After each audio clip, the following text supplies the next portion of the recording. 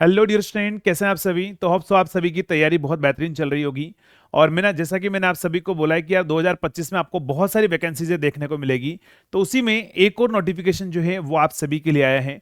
और वो नोटिफिकेशन कौन सी ब्रांच के अंदर है, कितनी वैकेंसी है, उन सभी की बात करेंगे। लेकिन अगर आप सभी को वीडियो अगर अच्छा लगा हो तो चैनल को सब्सक्राइब भी करना है और दोस्तों तक इसको शेयर भी करना है ना। तो चलिए अगर हम बात करते हैं तो ये जो वैकेंसी आ रखी ये है हमारे पास में भारत इलेक्ट्रॉनिक्स लिमिटेड के अंदर जो वैकेंसी आई है, बीईएल के अंदर। और अगर आप यहां पर देखेंगे तो बीईएल के अंदर जो वैकेंसी आ रखी है कौन कौन सी ब्रांचेस के अंदर है, अगर हम उसकी बात करें तो ये जो हमारे पास में वैकेंसी है इलेक्ट्रॉनिक्स के अंदर वैकेंसी। और अगर हमें बात करेंगे वैकेंसी बल्क के अंदर वैकेंसी है, इलेक्ट्रॉनिक्स में देखोगे तो 200 वैकेंसी हमारे पास में। मैकेनिकल के अंदर देखोगे तो आपके पास में टोटल मिला के हमारे पास में 150 वैकेंसी है। और यहां पर अगर हम बात करें आपके पास में जो है सैलरी है, अगर आप देखोगे तो 40,000 से लेकर 1,40,000 तक आपके पास में सैलरी है।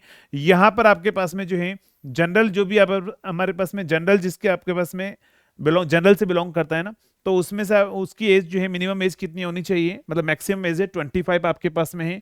अगर हम बात करें यहाँ पर इसके अलावा आपको बेसिक पे स्केल मिलेगा, सेलेक्टेड जो भी कैंडिडेट्स होंगे एचआरए मिलेगा, डीए मिलेगा, आपके पास में अलाउंसेस मिलेंगे, बहुत सारी चीजें आपको मेडिकल मिलेगी, ये सारी चीजें आपको एडिशनल आपको इसके साथ में बेनिफिट्स मिलने वाले हैं। तो यहाँ पर बात करते हैं तो इसके अंदर कौन कौन एलिजिबल हैं। तो देखो यहाँ पर आपके पास में क्या होना चाहिए, 200 वैकेंसी जो इलेक्ट्रॉनिक्स के अंदर है उसके अंदर BTech BSc electronics and communication के अंदर होना चाहिए हमारे पास में। जो मैकेनिकल के अंदर अगर हम बात करें तो मैकेनिकल इंजीनियरिंग से वो ग्रेजुएट आपके पास में होना चाहिए। टोटल मिला के जो वैकेंसी है वो 350 वैकेंसी हमारे पास में देखने को मिल रही है। और इसके अंदर अगर हम बात करें तो प्रोफेशनरी इंजीनियर के अंदर उन्होंने बोला हुआ है बीटेक आपके पास में क्या क्या होनी चाहिए, एजुकेशन क्वालिफिकेशन ध्यान रखना, electronics and communication, electrical and telecommunication के अंदर भी अगर आपके पास में है, इलेक्ट्रॉनिक्स ओनली है या कम्युनिकेशन है, टेलीकम्युनिकेशन है या मैकेनिकल डिसिप्लिन से है, तो आप क्या कर सकते हैं, आप इस फॉर्म को जो है वो फिल अप कर सकते हैं। तो ये जो वैकेंसी ध्यान रखना, ये वैकेंसी इलेक्ट्रिकल और सिविल के अंदर नहीं है, ये vacancy only electronics and mechanical वाले स्टूडेंट के लिए हमारे पास में।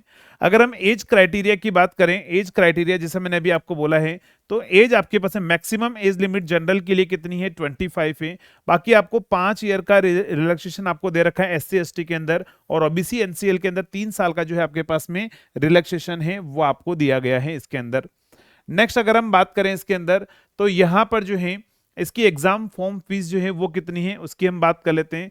यहां पर आपसे क्या बोला हुआ है, डिजेबिलिटी 40%, डिजेबिलिटी क्राइटेरिया आप अपना देख ले, अगर आप डिजेबिलिटी से बिलोंग करते हैं, अगर आपके पास सर्टिफिकेट है तो कितना डिजेबिलिटी आपके पास में एलिजिबल है। तो अगर हम बात करें यहाँ पर इसके अंदर एप्लीकेशन फीस अगर आप देखेंगे तो आपके पास टोटल मिला के जो है वो जीएसटी इंक्लूड करके 1180 रुपए, यानी कि आजकल फॉर्म की फिलिंग की फीस इतनी हो चुकी है जितनी हमारी कोचिंग की जो फीस है। तो मुझे ऐसा लगता है कि हमारी फीस बहुत कम है फिर तो इन कोचिंग की फॉर्म की फिलिंग की फीस को देखते हुए, क्योंकि अभी आपको पता है एम्स के अंदर 3,000 रुपए फॉर्म फिलिंग फीस है। इससे पहले वाला मैंने बताया 1,000 रुपीज फॉर्म फिलिंग फीस है, इसमें 1180 रुपए आपकी फॉर्म फिलिंग की फीस है।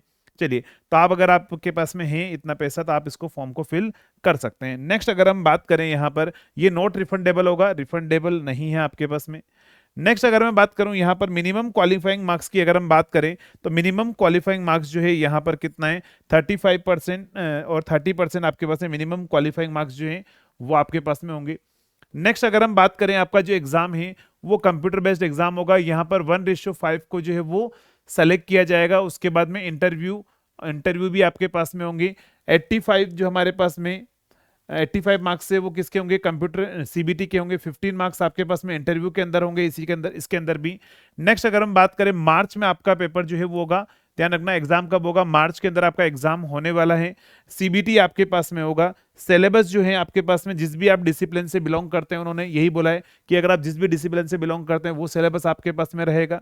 आपको जो है अप्लाई करने के लिए इसकी वेबसाइट पर अगर आपको जाना है और वहां से जो है आप सॉरी इस फॉर्म को आप फिल कर सकते हैं। मैं आपको इंपोर्टेंट डेट्स के बारे में बताता हूं। इंपोर्टेंट डेट जो है यहाँ पर 10 जनवरी से आपका स्टार्ट होने वाला है, 31 जनवरी तक जो है आप इस फॉर्म को फिल कर सकते हैं।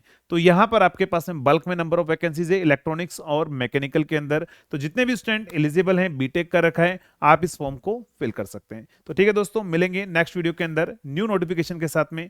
तब तक के लिए थैंक यू सो मच।